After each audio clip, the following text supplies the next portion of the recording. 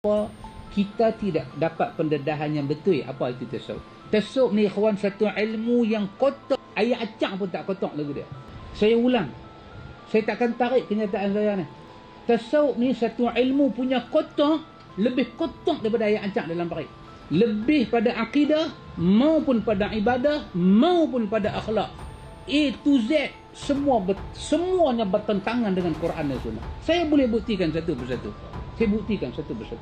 Tengok, orang kata Wahabi ialah mereka yang menolak Sufiyah. Wahabi ni tak suka mengaji tasawuf, kan? Betul tak? Bolehkah kita mengaji ilmu tasawuf? Tasawuf tu apa? Ini masalah kadang-kadang orang tu dia mengaji, orang mengaji tasawuf tak apalah whatsoever dia punya daripada perkataan, root dia tu derive daripada perkataan apa.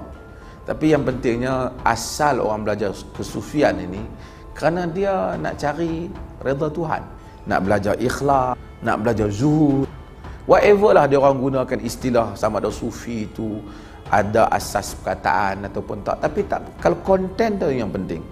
Kata la musyahatu fi istilah, tidak ada perbalahan dalam istilah.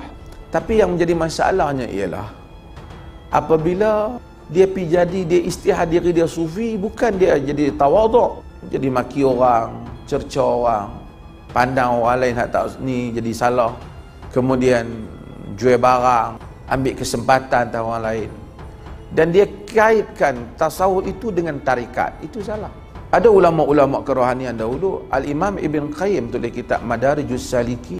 Madarijus Salikin yang ditulis oleh Ibn Qayyim jauh kadang-kadang lebih hebat di banyak kitab-kitab kesufian yang lain, yang membabitkan tentang bainal manazil, iyyaka na'budu wa iyyaka nasta'in, tentang keduduk bagaimana menafsirkan iyyaka na'budu wa iyyaka nasta'in, kerohanian, kesufian yang dibawa oleh Al-Hafidh Al-Imam Ibn Qayyim. Itu yang nak dicapai. Yang orang marah kat Ibn Taimiyah. Ibn Taimiyah mempunyai kitab Al-Ubudiyah. Itu kitab sufi, kitab tasawuf. Kalau nak dikategorikan sebagai tasawuf. Kerana tasawuf itu maksud mengikhlaskan diri, membetulkan hubungan dengan Tuhan, mengurangkan percakapan yang tak berfaedah. Tapi tasawuf ni jadi trend. Pakai macam ni, lepas tu kutuk orang. Ini bukan tasawuf. Dan kami ni mengaji tasawuf. Kami mengaji tasawuf tak macam ni. Takabur. Sebab itu yang ni dia panggil tasawuf falsafi. Dia mengaji falsafah. Dia mengaji falsafah tentang wahdatul wujud, falsafah tentang karamat apa ni. Dia bukan pergi kepada kerohanian, dia pergi kepada benda yang nak dikomersialiskan. Tapi tasawuf dengan makna mensucikan diri, tak ada masalah. Sebahagian ulama telah gunakan istilah perkataan tasawuf. Sebahagian mereka tak menggunakan dengan perkataan tazkiyatun nafs, pun tak mengapa.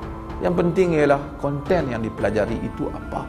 Kerana sebab tu Al-Imam Ibn Qayyim, Al-Imam Az-Zahabi sebelumnya kadang-kadang menyebut ahli sufi dengan sebutan yang baik. Salih, salik.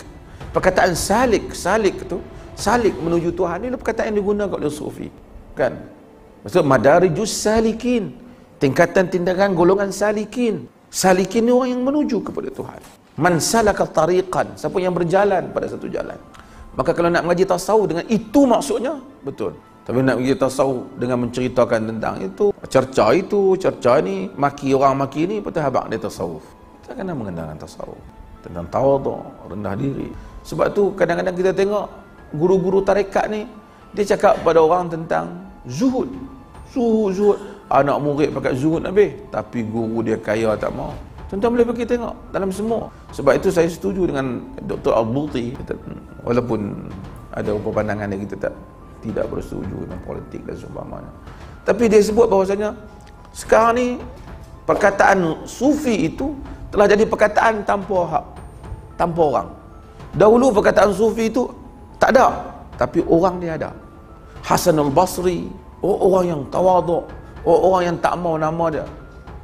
Atha' bin Rabah, semua orang saleh ni. Orang cerita, orang mimpi jumpa Nabi puji kau. Kan yang nak cerita ke orang ni. Sekarang orang buat rakaman, saya mimpi sekian. Sebab tu air saya nampak seperti mustajab sikit. Manusia commercialize.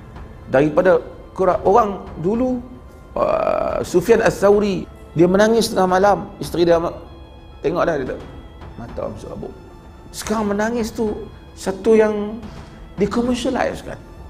Sebab itu maka kita kena ambil pengajaran daripada ini semua supaya agama ni akhirnya ke mana? Saya selalu tanya, agama ni akhirnya ke mana? Kita nak jadi apa dengan agama ni? Kita nak jadi Salafi, Sufi, Asy'ari, Maturidi? Atau kita nak jadi agama ni sebagai satu jalan menuju kepada Tuhan, yang mana hari kita jumpa dia, yauma la yanfa'u malun wala banun illa man atallaha biqalbin salim. Hari yang tak memberi manfaat harta benda dan anak bina, melainkan orang yang mendatangi Allah dengan jantung hati yang sejahtera. Semua istilah-istilah ni tak sebelah. Konten tu yang penting. Kalau tidak, kita akan jadi labeling. Dan saya pun tak suka juga orang nak kata tasawuf ni pengajian merepet. Saya ingat kita be careful sikit, sebab kita jangan kata ada tasawuf yang dia mengaji tak merepet. Betul, konten dia sama dengan Quran dan Sunnah. Tak apalah, istilah yang sama. Istilah.